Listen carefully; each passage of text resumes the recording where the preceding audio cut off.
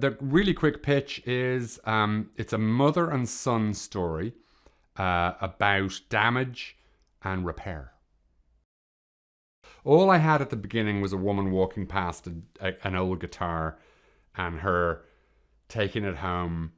And it's a real Dublin thing. It's a poor thing, but it seems to me a thing I did a lot when I was young, which is like I couldn't walk past a skip without taking something out of it and bringing it home. And it was a mix of being a bit broke and being a student or being young or whatever, but it was also a thing of like, I can't see that being wasted. If I bring it home to my living room, I'll be a better I'll pick it up later and I'll become a guitar player. Anytime, that's my thing. Like, take it all home because maybe later on it'll be useful. It's a little bit of a hoarder, but that was all I had at the beginning. Was this woman brings home a guitar. Originally, she sold it. She tried to sell it to make money. But then I cut that out because it seemed it was a bit mercantile or whatever. So she doesn't sell it. She repurposes it as a gift, and the story started there, and one by one, as I was sort of writing it, I just I looked at her backstory, and I thought about this guy online, and I thought about her best friend, and I started sort of just lending characters into her world, and then some would fall and not make the final cut or the final draft of the script. But it seemed to me that was the sort of shape. It was a woman, her kid, her ex, her best friend, this guy online. And that music would sort of put a circle around that shape and bring everybody in a bit closer throughout the course of the movie. From the minute I spoke to her on Zoom from 3,000 or 6,000 miles away, wherever she was, it was just immediately she got the script, she got the humor, and she so wanted the role that as a writer-director, you're like, when an actor really wants something, that's a perfect place to be, because it's normally the director is trying to convince the actor to do something. And not that it was an exact reverse of this. We were both sort of into her doing it from the beginning. It's lovely when an actor feels like they're that they had to fight a little bit for it, and that they're really dedicated to it, and they want to sort of prove it to themselves and to you and to the audience. That's a lovely place to be in. So from the word go, the second we sort of started talking about the character, Eve was Flora. Young Oren was a very late kind of arrival at the party. And we were like a week out, 2 weeks maybe from shooting, and I was kind of not going to make the film until I found this kid, because it sort of pivots on him, doesn't it, a little bit? And he just, himself and his dad made this tape, and somehow I got it, and he was still. He wasn't. A lot of younger actors move a lot and move their heads and try and prove it and win it through moving, and he just stood. He walked onto his spot and he didn't move his. He was a bit like Spencer Tracy, but a young Dublin millennial version of Spencer Tracy, which sounds ridiculous, but you know what I mean. He was still. He hit the mark, said his lines, and got off. And there was something very spare and to the point about his audition tape. And then I met him, and he's just a lovely kid. I know his dad, and there's a little bit of history there between. He's been in the film industry for a long time. So he's just this natural young kid that kind of came in at the last minute and made me and all of the production team sigh a great sort of sigh of relief.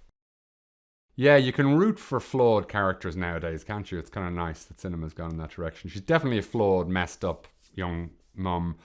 But like, what young mother doesn't make mistakes? It's such a minefield raising a kid with all of the privileges and the benefits and the two parents and aunties and uncles without all that structure. I mean, it's so hard. So yeah, she's a super flawed character, but sort of Eve did her in a great way and did her justice. I don't know. It's interesting. We looked at like James Joyce at Dubliners for this film, where the characters are neither flawed nor heroic. They just sort of are snapshots, beautifully told. And we felt that was the way we were going to approach her. We weren't going to say, let's have a good see her do something really good now to counteract what we just saw her do really brutally a minute ago. We just sort of pointed the camera at this character and sort of observed her from a little bit of a distance. And that was kind of the way we went into her. And so she is flawed, but I think you weirdly do root for her. But I mean, you're just invested in her from the word go. I'm not quite sure why or how those things work, whether it's somebody's face or it's or where they carry. It's just like you root for them in the way that when you see somebody walking along the street with a pram, you kind of root for them. And I don't think that Flora is necessarily like a fantastic songwriter, and that would be too much of a kind of like a fairy tale. Suddenly this girl from the flats is writing these hit songs. I didn't want it to be that. I wanted it to be this girl who found a guitar and sort of repurposed her life a little bit, is able to get up on stage in a pub around the corner from her flats and play a song. That to me is no smaller than winning a Grammy or an Oscar or whatever. It's a massive thing for a woman like Flora to be able to get up, take out a guitar and sing something that she's written. That's a huge leap in her story, and big enough, and really kind of Hollywood. The bigger the story, often the more you lose the delicate balance of what it's like to be an everyday human. So I feel like she's it's a very small triumph in terms of massive stories of people in Hollywood movies, but it's certainly big enough to be life-changing for her. Well, yeah, that was the central conceit of the movie, was somebody who had a neglectful, messed up relationship with her son, and sort of needs to find the right tool, or the right the right sort of present, or the right I guess it's tool to reinvigorate that relationship. And we always think that our kids are amazing just by default, and our relationships are going to be amazing with our kids. And then we start to find out that they're little humans and they're not tethered to us in this way. And I think that's where a whole new phase of parenting starts up again, where you look at them and they're the same size as you now, but they're emotionally so much smaller than you or younger than you. And you kind of look at them and go, Jiminy. I mean, I'm not personally at that stage yet. My kids are still really small, but I imagine it's a very interesting phase of parenting, where you kind of go, this child is as big as me now and takes up as much room, but I don't know the child as well as I thought I did, or as I did when she or he were 3 or 4 or 5 or whatever. And I just sort of wanted to kind of take a snapshot of that relationship and jump right into it. There she is. She's at a nightclub. She comes home. She's got this 14 or 15-year-old kid, and you're sort of straight into that relationship and what she needs to do to sort of bring the relationship on to the next level and try and fix some of the damage that was done when they were younger. But I thought it was an interesting challenge to sort of take that and push it really far and say, I'm never going to have these characters meet, but I am going to have them sort of fall for each other. And not literally in love, but in their head in love. And that was just a really interesting challenge in terms of setting it up. And then the irony then, of course, I thought originally maybe I should let the actor be in LA. Because the story, he's in LA, she's in Dublin. Why not just shoot him in LA? Why not just shoot Zoom?